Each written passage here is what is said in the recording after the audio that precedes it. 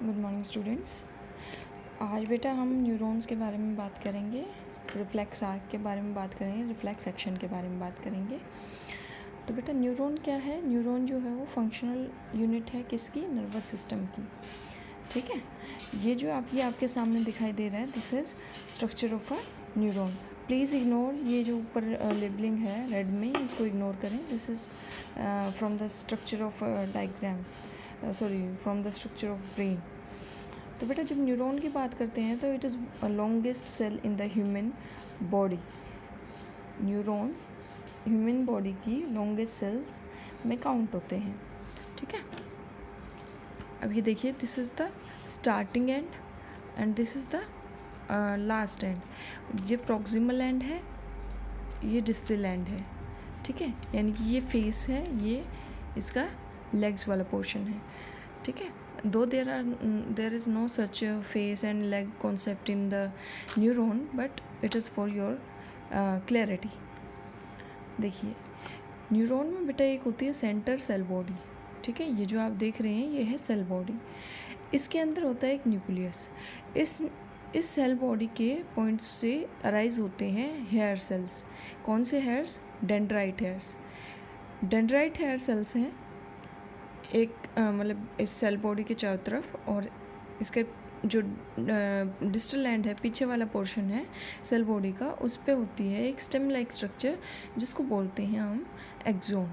ठीक है, ये जो बेटा ये आपको बॉक्स लाइक स्ट्रक्चर्स दिख रहे हैं, इसके ये जो है इसके ऊपर कभी कभी एक जो है शीट मिलती है हमें, एक कवरिंग मिलती है, थिक कवरिंग, जिसको बोलते हैं माइलिन शीथ।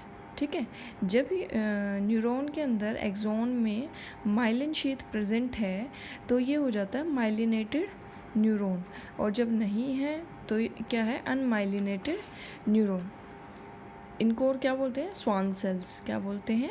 Schwann cells. ये आपके लेवल से ऊपर की बातें हैं, but still you should know, क्या पता कहाँ ज़रूरत पड़ जाए इन चीज़ों की। अब देखिए, डिस्टल एंड जब हम पहुंचते हैं एक्सोन के डिस्टल एंड पे, बहुत सारे लेग स्ट्रक्चर्स अराइज होते हैं। इनकी एंड पे होता है बल्ब लाइक स्ट्रक्चर। ये जो बेटा ये पूरा क्या है? ये है नर्व एंडिंग। और ये जो बल्ब लाइक स्ट्रक्चर्स होते हैं, इसके अंदर एक केमिकल फील्ड होता है जिसको बोलते हैं न्यूरोट्रांसमीटर। और इस न्यूरोट्रांसमीटर का क्या नाम है? इसका नाम है एसिटाइल कोलिन। ठीक है, शॉर्ट में बोलें तो ACH के नाम से इसको जाना जाता है। अब ये देखो, इसके बाद ये जो गैप है फर्स्ट न्यूरॉन और सेकेंड न्यूरॉन के बीच में, जो गैप है उसको बोलते हैं बेटा साइनेप्स। ठीक है, this is the gap between the nerve endings of the first neuron and the dendrite hairs of the second neuron. अब देखो क्या होता है बेटा, जो ये डेंड्रियाटिक हेयर्स है ना, यहाँ इम्पल्स रिसीव किया जाता है। ठीक है, एक्सोन, अगर ये पूछा जाए कि न्यूरॉन में सिग्नल कहाँ से, इम्पल्स कहाँ एंटर करती है, रिसीविंग एंड कहाँ है, तो वो कहाँ पे है? वो है डेंड्राइट हेयर्स पे। इसकी बॉडी के थ्रू इलेक्ट्रिक इम्पल्स चलती है। न्यूरॉन के अंदर इलेक्ट्रॉनिक इम्पल्स चलती है।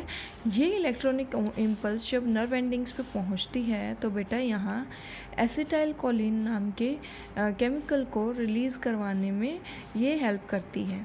अब यहाँ केमिकल क्यों रिलीज़ हुआ? ये न्यूरोट्रांसमीटर क्यों रिलीज़ हुआ? क्योंकि बेटा आपको पता है इलेक्ट्रिसिटी को चलने के लिए कॉन्टीन्यूटी चाहिए। ठीक है, इलेक्ट्रिसिटी को चलने के लिए कॉन्टीन्यूटी चाहिए। जब यहाँ कनेक्शन ही नहीं है तो इलेक्ट्रिक इम्पल्स पास नहीं हो पाएगा।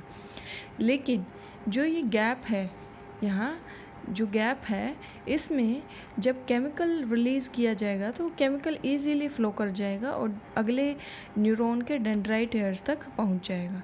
तो साइनेप्स में इसको इम्पल्स को या सिग्नल को ट्रांसफ़र करने के लिए क्या यूज़ होता है? केमिकल इम्पल्स यूज़ होती है। कौन सा केमिकल यूज़ होगा? It will be acetyl choline, और एक्सोन के थ्रू इलेक्ट्रिक इम्पल्स जो है मूव करेगा। ठीक है, अब इससे रिलेटेड कुछ इंपॉर्टेंट पॉइंट्स देख लेते हैं। देखिए, neurons are the functional unit of nervous system. पता है आपको?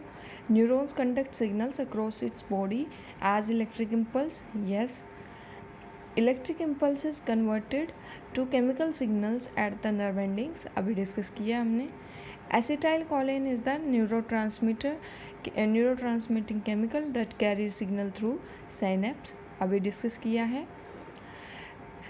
ये शॉर्ट में दिखा रखा है कि कैसे मूवमेंट हो रही है इम्पल्स की. Dendrite receive chemical signal moves as electric impulse through axon and then chemical is released at nerve endings to carry signal to next neuron.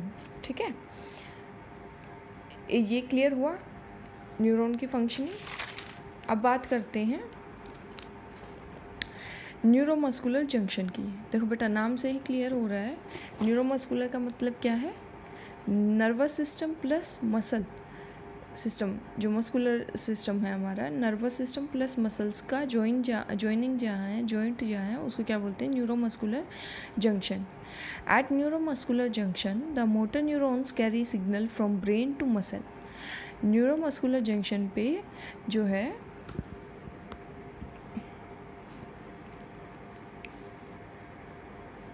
Motor neurons signal लेके आते हैं ब्रेन से मसल तक, और ब्रेन तक कौन लेके जाता है, it's sensory neuron. The muscle fibres have tendency to change their shape and size on receiving neural signal. जब भी मसल के पास न्यूरल सिग्नल आता है तो मसल की टेंडेंसी है बेटा, मसल फाइबर्स जो हैं, मसल सेल्स जो हैं, उनकी टेंडेंसी है अपने शेप और साइज़ को चेंज कर लेने की. ठीक है, अब ये किस लिए है, ये और मसल फाइबर्स में ये पोटेंशियल कहाँ से आया. तो दो प्रोटीन है बेटा, वो रिस्पॉन्सिबल होते हैं इस चेंज के लिए. उनका नाम क्या है, एक्टिन एंड मायोसिन. इनके बारे में डिटेल में हम क्लास 11th में पढ़ेंगे. अब रिफ्लेक्स एक्शंस की बात करते हैं बेटा. जब भी किसी गर्म चीज़ को हाथ लगाते हो तो क्या आप बहुत देर तक ये सोचते हो कि क्या करना चाहिए, जबकि आपका हाथ वहाँ पे बर्न कर रहा है. नो, आप फटाक से एक सडन मूवमेंट के साथ अपने हाथ को वहाँ से रिमूव कर लेते हो. ठीक है, जैसे ही आपको कोई थॉर्न प्रिक करता है, आपको कोई कांटा चुभता है, तो क्या आप ये सोचते हो कि क्या करना चाहिए. नो, आप अचानक से अपने हाथ को वहाँ से उस सरफेस से रिमूव कर लेते हो. ये जो सडन मूवमेंट्स हैं, ये कहाँ से हो रही हैं बेटा, ये सडन मूवमेंट जो है ये रिफ्लेक्स एक्शन कहलाती हैं. तो रिफ्लेक्स एक्शन क्या है, this are those actions which are taken on command of spinal cord.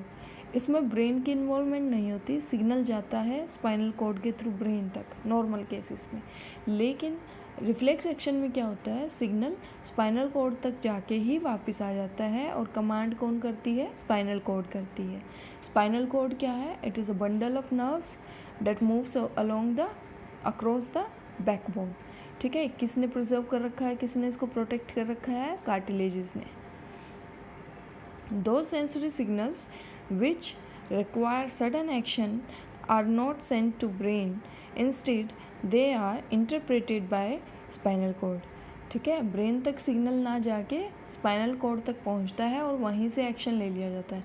लेकिन बेटा इसका मतलब ये नहीं है कि ब्रेन को वो इन्फॉर्मेशन मिलेगी ही नहीं. नो, ब्रेन तक वो मैसेज जाता है. तभी आप बाद में ये सोचते हो कि भाई पतीला गर्म था, अगली बार जो है इस पतीले को इतनी जल्दी हाथ नहीं लगाना है, ये पतीला बहुत जल्दी गर्म हो जाता है गैस पे रखने पे, इसको हाथ से बेयर हैंड से टच नहीं करना है. ठीक है, अब बात आती है बेटा रिफ्लेक्स आर्क की. ये बड़ा कंफ्यूजिंग कॉन्सेप्ट है, most of the students get confused in this, लेकिन it's nothing, it's very simple. Reflex arc is the path taken by the reflex action. ठीक है, रिफ्लेक्स आर्क क्या है, ये वो पाथ है जो रिफ्लेक्स एक्शन ने या रिफ्लेक्स जो है सिग्नल्स ने लिया. अब देखो, reflex arc it is the connection between the sensory neurons and the motor neurons without including the brain in the interpretation of a signal. Reflex arc वो कनेक्शन है मोटर न्यूरॉन और sensory neurons के बीच में, जो कि brain की मदद के बगैर इंटरप्रिटेशन के बाद किसी एक्शन को होने में काम आ रहा है. ठीक है, so as to detect the signal and respond to it more quickly.